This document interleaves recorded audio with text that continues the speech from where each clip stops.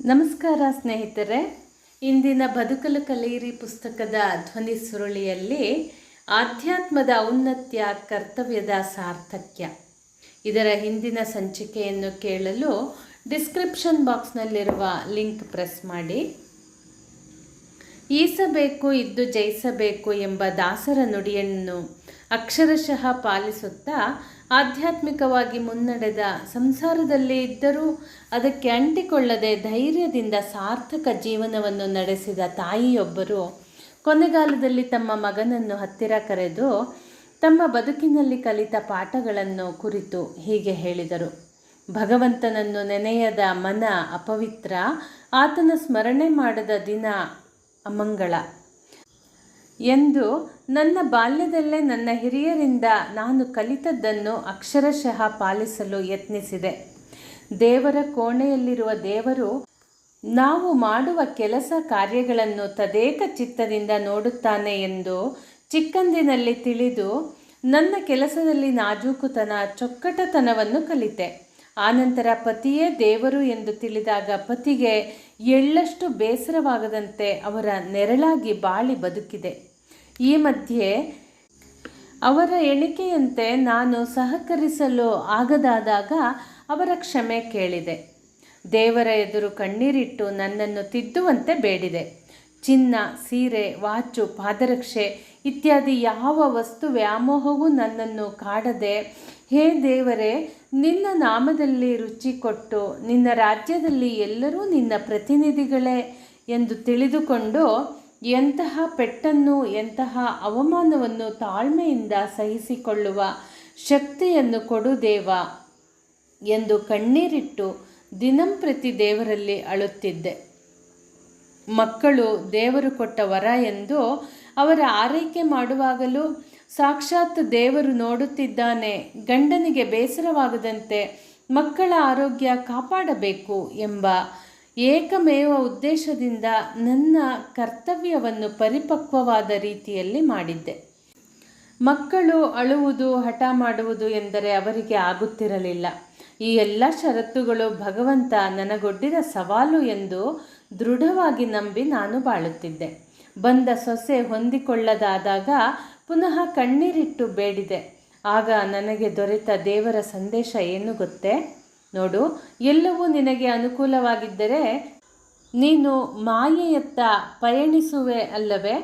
ಮಾತೆಯ ದರ್ಶನವಾಗಬೇಕಾಗಿರುವ ಈ ಕಾಲದಲ್ಲಿ ಮಾಯೆಯ ದಾರಿಯಿಂದ ದೂರವಿರಲು, ನಿನ್ನ ತಾಳ್ಮೆ ಇನ್ನೂ ಪ್ರಕಟಗೊಳ್ಳಲು ವಿಧಿಯು ಸೊಸೆಗೆ ಈ ಬುದ್ಧಿ ಕೊಟ್ಟಿದೆ, ಮಗು ಸಹಿಸಿಕೋ ಎಂಬುದಾಗಿ. ನೋಡು, ಅಂದಿನಿಂದ ಮೊಮ್ಮಕ್ಕಳ ಲಾಲನೆ ಪಾಲನೆ ಹೊಣೆ ಕೂಡ ನನ್ನ ಮೇಲೆ ಬಿತ್ತು. ಚಿನ್ನ ಪುಟಗೊಳ್ಳಲು ಅಕ್ಕಸಾಲಿ ಅದನ್ನು ಕಾಯಿಸಿ ಬಡಿದು ಹೊಡೆಯುವಂತೆ ಪರಮಾತ್ಮ ನನ್ನನ್ನು ಈ ರೀತಿಯಲ್ಲಿ ಪರಿಶುದ್ಧಗೊಳಿಸುತ್ತಾನೆ ಎಂದು ನಂಬಿ ಹಗಲು ರಾತ್ರಿ ಕಣ್ಣಿನ ಮೇಲೆ ಕಣ್ಣಿಟ್ಟು ಮೊಮ್ಮಕ್ಕಳನ್ನು ಕಂಡೆ.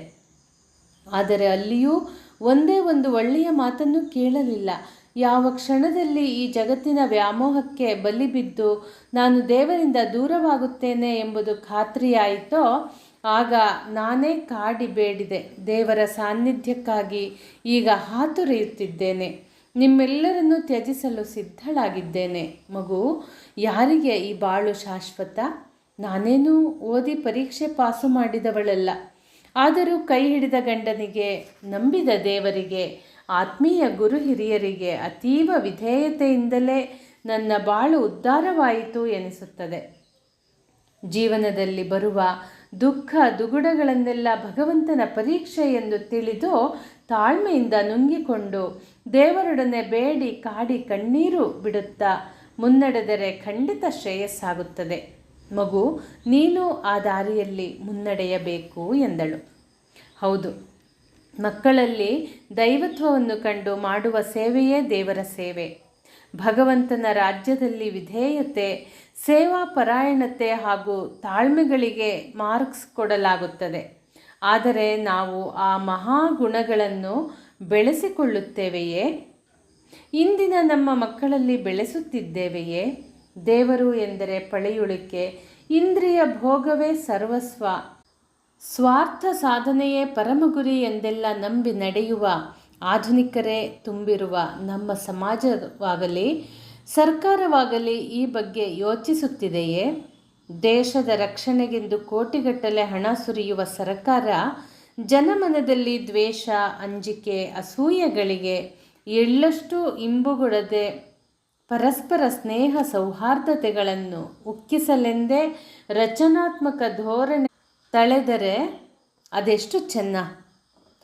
ಆಗ ಚಿಂಕ್ರೋಬದ ಪೀಡೆ ತೊಲಗಿಸಲು ಆಟಂಬಾಂಬನ್ನೂ ಮೀರಿಸಿದ ಬಾಂಬ್ ಇದು ಆಗಬಹುದು. ಮುಂದಿನ ವಿಷಯ ಪುಣ್ಯಸ್ಮೃತಿಯ ಪರಂಪರೆ. ಮಾತೃತ್ವದ ಈ ಆದರ್ಶವನ್ನು ಮೈಗೂಡಿಸಿಕೊಂಡು ತ್ಯಾಗ ಸೇವೆಗಳಿಂದ ತಮ್ಮ ಬಾಳನ್ನು ಗಂಧದಂತೆ ತೇದ ಅಸಂಖ್ಯ ಮಹಾಮಹಿಳೆಯರು ಈ ನಾಡಿನಲ್ಲಿ ಬೆಳಗಿ ಬಾಳಿದ್ದಾರೆ. ಮಕ್ಕಳನ್ನು ಪ್ರಸವಿಸಿದ ಮಾತ್ರಕ್ಕೆ ಅವರು ಮಾತೃತ್ವದ ಮಹಾಪ್ರತಿನಿಧಿಗಳಾಗುತ್ತಾರೆ ಎನ್ನಲಾಗದು. ಅದಕ್ಕೆ ಆಧ್ಯಾತ್ಮಿಕ ಹಿನ್ನೆಲೆ ಬೇಕು. ನಿಸ್ವಾರ್ಥತೆಯ ಉತ್ತುಂಗ ಶಿಖರವನ್ನೇರಿ ಆಧ್ಯಾತ್ಮಿಕ ದಿವ್ಯಾನುಭೂತಿಯ ಗುರಿಯಲ್ಲಿ ದೃಢ ವಿಶ್ವಾಸವಿರಿಸಿದ ಅಂಥವರ ಸದ್ಗುಣದ ಸೌರಭ ಸತ್ಯಾನ್ವೇಷಿಗೆ ಸ್ಫೂರ್ತಿದಾಯಕ. ಖ್ಯಾತ ವಿದ್ವಾಂಸರು ಬರಹಗಾರರೂ ಆದ ಶ್ರೀ ಡಿ.ವಿ.ಜಿ. ಅವರ ಭಗವದ್ಗೀತಾ ತಾತ್ಪರ್ಯ ಎಂಬ ಪುಸ್ತಕ ಪ್ರಸಿದ್ಧವಾಗಿದೆ.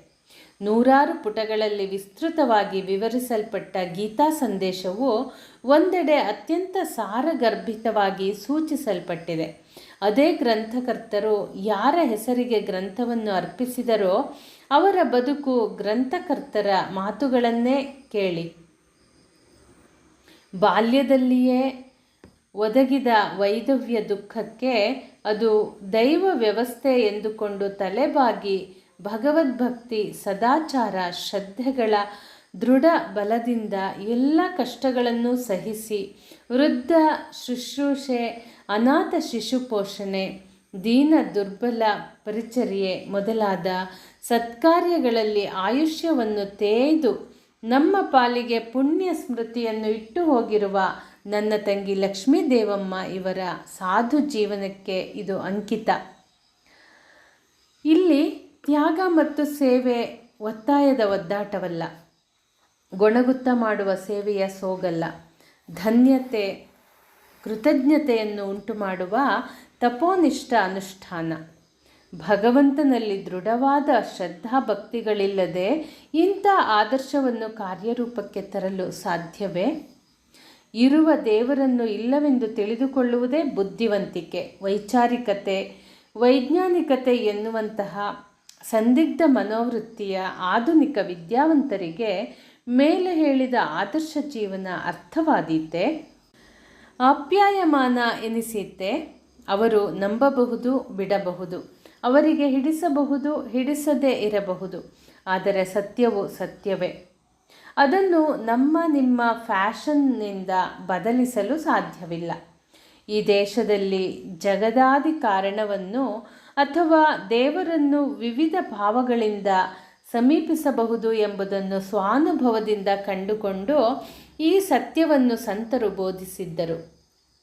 ಈ ಯುಗದಲ್ಲಿ ಶ್ರೀರಾಮಕೃಷ್ಣರು ತಮ್ಮ ಬದುಕಿನಲ್ಲಿ ಅದನ್ನು ಸಾಧಿಸಿ ದಿವ್ಯ ಅನುಭೂತಿಯನ್ನು ಪಡೆದು ಶಿಷ್ಯರಿಗೂ ಮಾರ್ಗದರ್ಶನ ಮಾಡಿ ಈ ವಿಚಾರದ ಸತ್ಯತೆಯನ್ನು ಪುನಃ ಸಾರಿದರು. ದೇವರನ್ನು ತಂದೆ ಎನ್ನುವ ಭಾವದಿಂದ ಪೂಜಿಸಬಹುದು, ತಾಯಿ ಎನ್ನುವ ಭಾವದಿಂದ ಪ್ರಾರ್ಥಿಸಿ ಸಮೀಪಿಸಬಹುದು.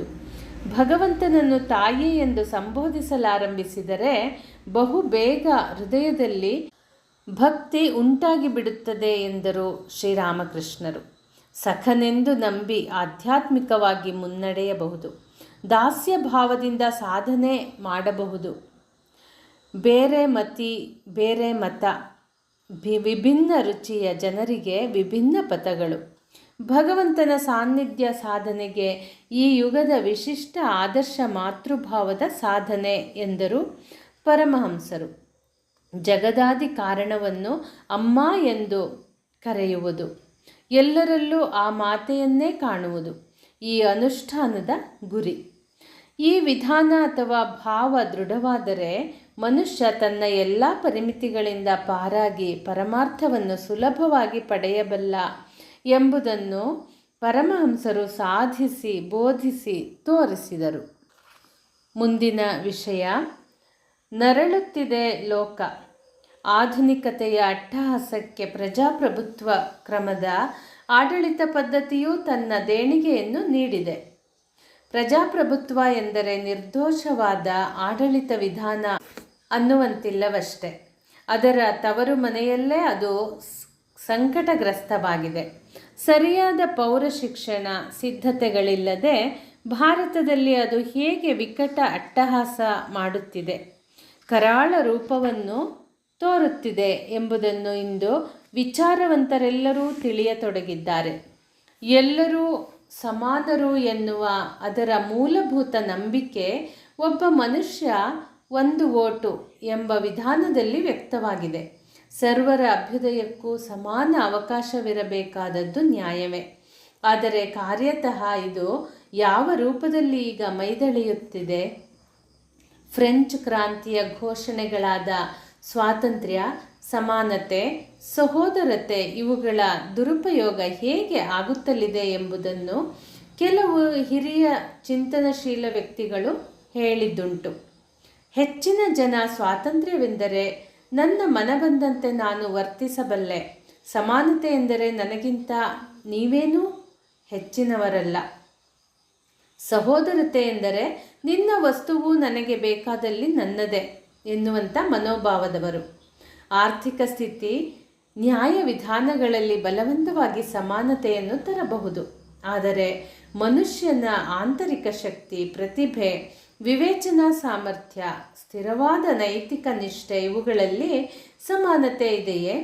ನೇರ ಮಾತುಗಳಲ್ಲಿ ಹೇಳಬೇಕೆಂದಿದ್ದರೆ ಲೋಕದ ಹೆಚ್ಚಿನ ಜನರು ಸುಸಂಸ್ಕೃತ ವೇಷದಲ್ಲಿ ತಮ್ಮ ಮನಶ್ಚಾಂಚಲ್ಯವನ್ನು ತಾಳಲಾರದೆ ಕಾಮ ಲೋಭ ಪರಾಯಣರಾಗಿ ಎಲ್ಲ ಥರದ ಸುಖ ಸಾಧನಗಳನ್ನು, ಇಂದ್ರಿಯ ಭೋಗಗಳನ್ನು ತಮ್ಮದೇ ಆದ ಅಸಂಸ್ಕೃತ ಹಾಗೂ ಹೊಲಸು ಮಟ್ಟಕ್ಕೆ ಎಳೆಯುತ್ತಾರೆ.